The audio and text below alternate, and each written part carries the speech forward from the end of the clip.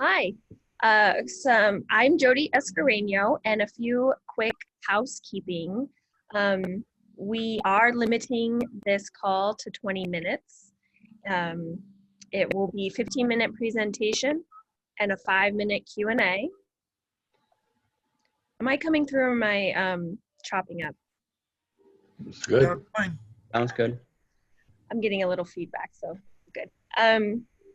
We will be recording the call, and we ask that if you have any questions, like I said, we'll be doing that at the end. Please put the questions in the chat box. And any questions we're not able to get in the 20-minute time, we will address via email afterwards, okay? So the agenda for today, first we'll do the introduction.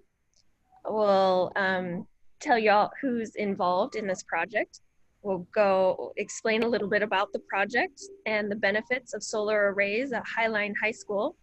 We'll talk about some funding research that we've done, and then a Q&A for 5 minutes.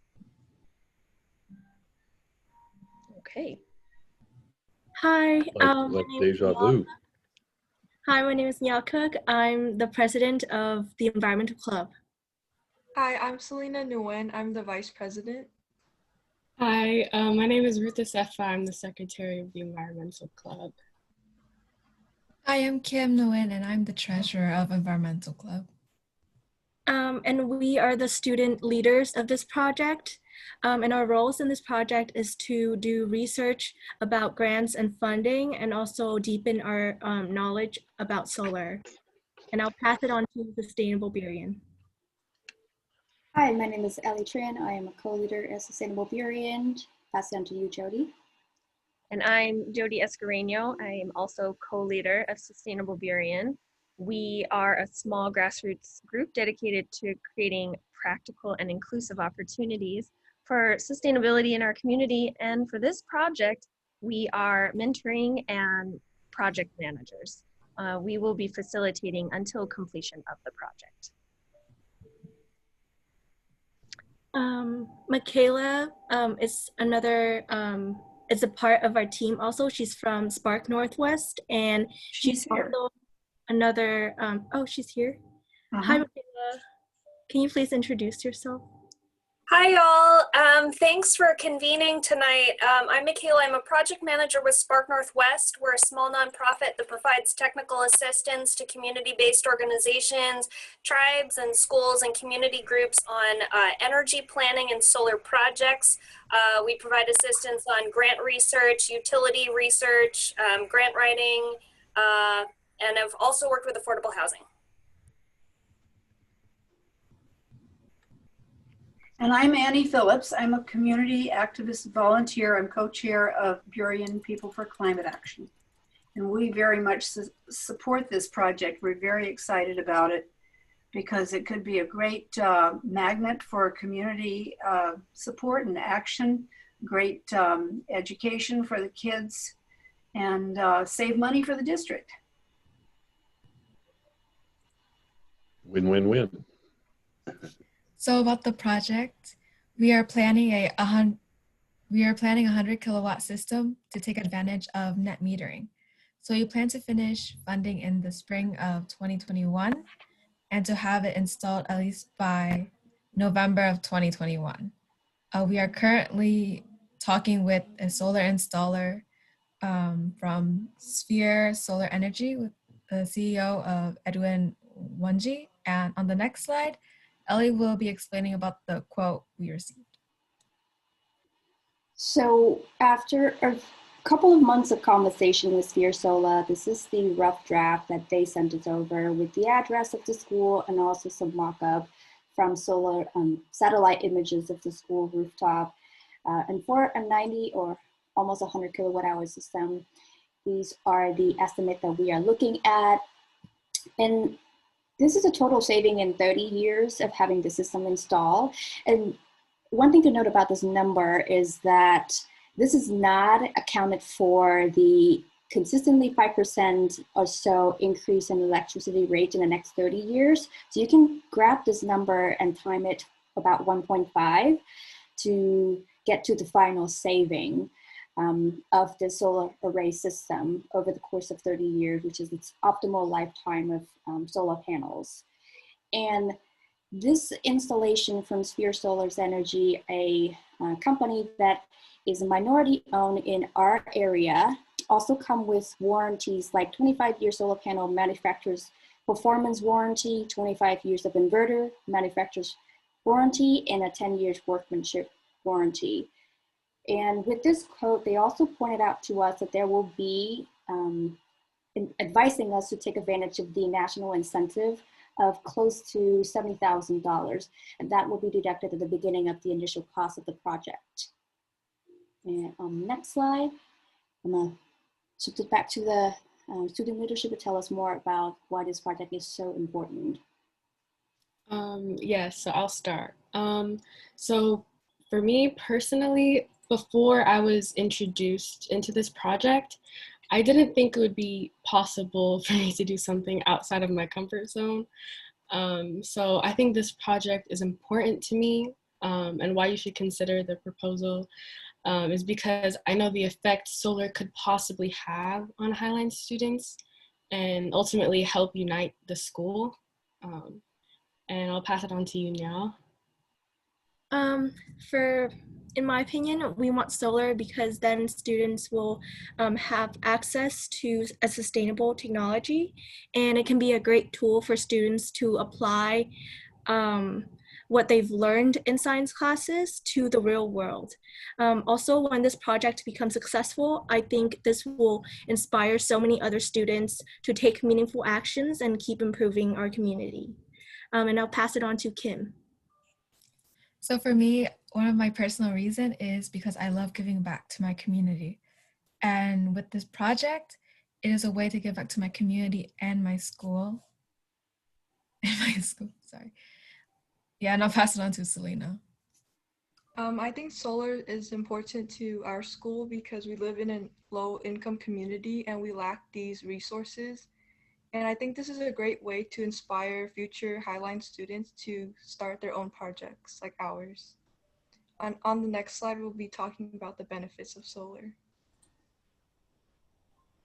So first, this will save more money in the long run since solar panels last about 30 years or more. And this will be a great way for students to interact with sustainable technology, and they will be able to work with hands-on activities.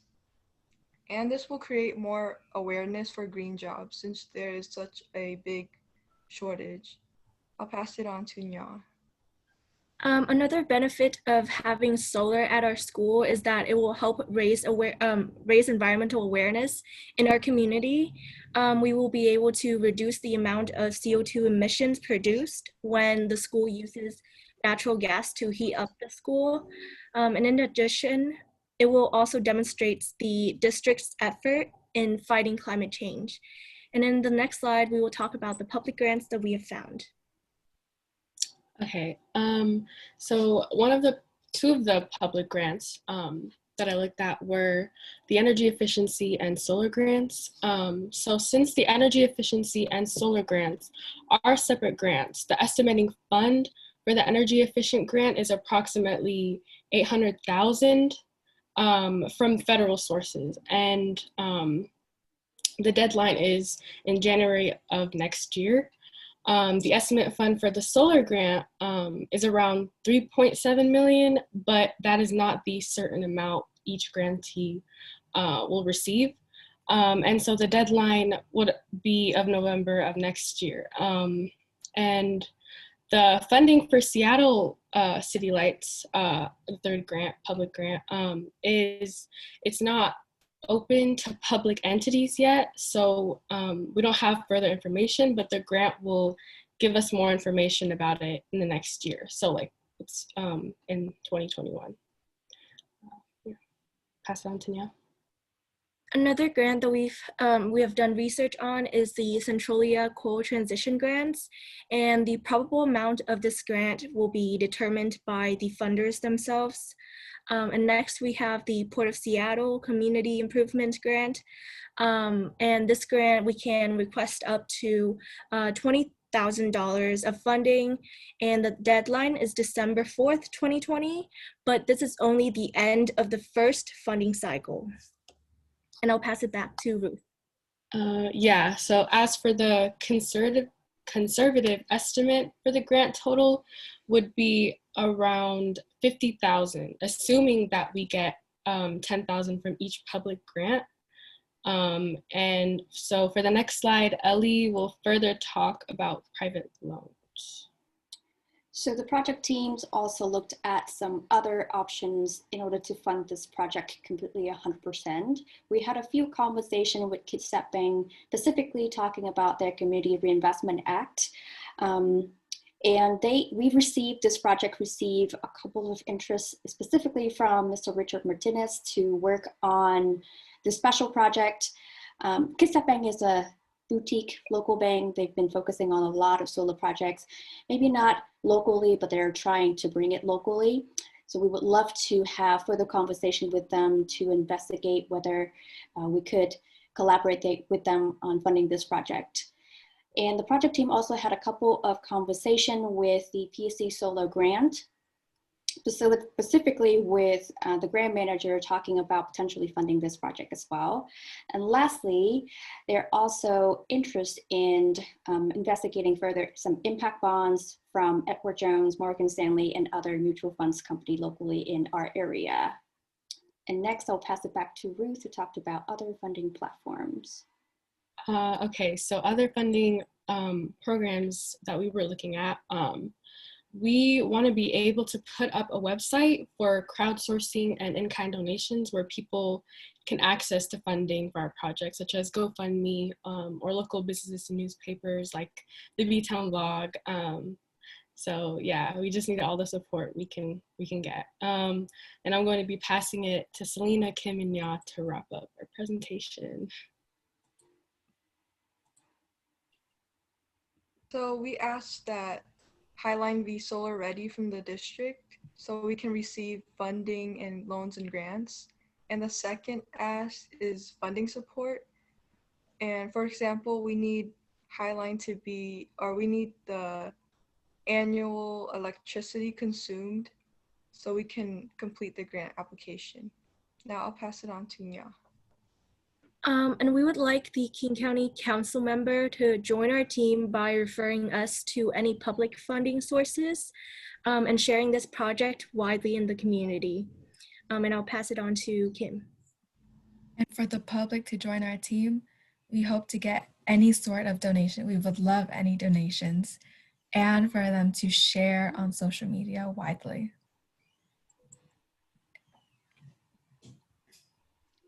Okay, we will start our Q&A right now.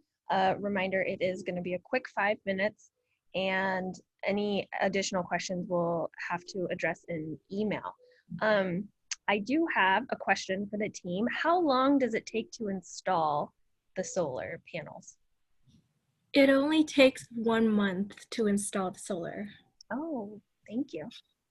Is that for the entire array, 1 month? Yes, it is, Scott. Okay, and so I have 2 questions. Well, really one. Do you have a cost estimate for that array right now so you can compare that to where you're at in fundraising?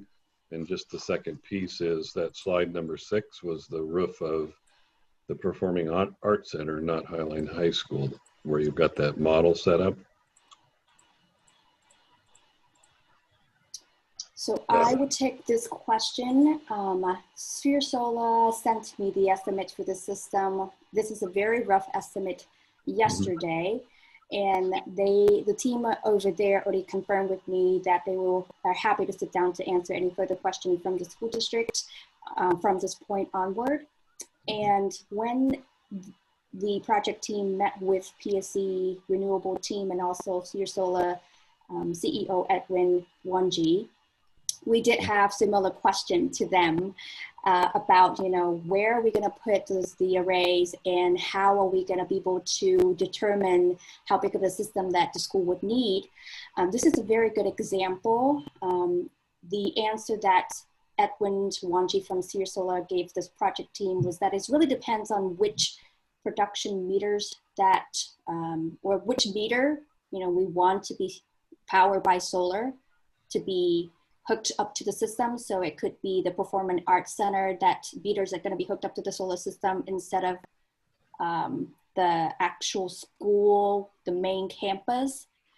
So these are the details that the project team would love to work further on to get more details to you guys to make this project possible. And I do have the PDF of the full 11 pages of the rough draft that Sphere Solar sent us. So I will happy to follow it to you. I can also just offer like general, like a little more comparison or context. I was just calculating the cost per watt, which is usually like a way of gauging the apples to apples. So how much does it cost per watt to install, and then you just size the system. This is about $249 per watt, which is a pretty competitive price. Commercial projects would range between $2 and $3, so it's really in the middle range. Usually new construction can be actually lower cost because there's less infrastructural adjustments as opposed to retrofitting an existing building, having to work around HVAC and things like that. So if the construction team works with Edwin's team early enough, it can end up lowering costs because you don't have to shut down streets, or it streamlines the permitting process, things like that. But this seems like a really competitive price. Hey, this is the other Scott here. Sorry to interrupt, Scott. No. I just wanted to check in, and wasn't Dave Upthegrove going to be on this call? And also, since Scott, the other Scott, is with the district, just curious as to whether the district has a stance on this yet, or is this the first you're hearing of it? So I did see Dave Upthegrove's name on the invitation list, but I don't know what the status is there. I can tell you that the district is interested in what this looks like for the new Highline High School project. We do have infrastructure included in the design and construction on the new Highline High School with no budget built for installing a solar array. We want to have the building solar ready, but we don't have the budget to do the solar installation. I think we've talked about that with a couple of you already. District's always interested in ideas that are going to support, the environment, the health of our students, and benefit the community as a whole. So we definitely want to be at the table and sit and listen, and be able to participate as long as we can put a program together that our school board and community accepts. It's great to hear. We'll do one more question.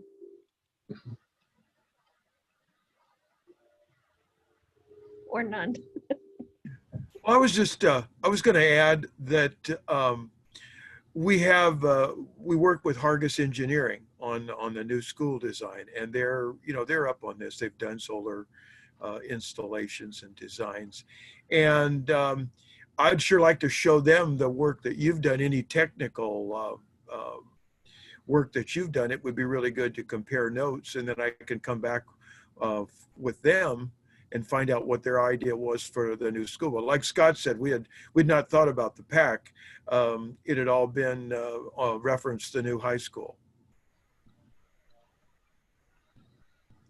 Okay, we'll definitely be in touch via email afterwards. I did include the contact information for everyone, including emails. If you have any questions for us, it would also be in the email that was sent inviting you to this meeting.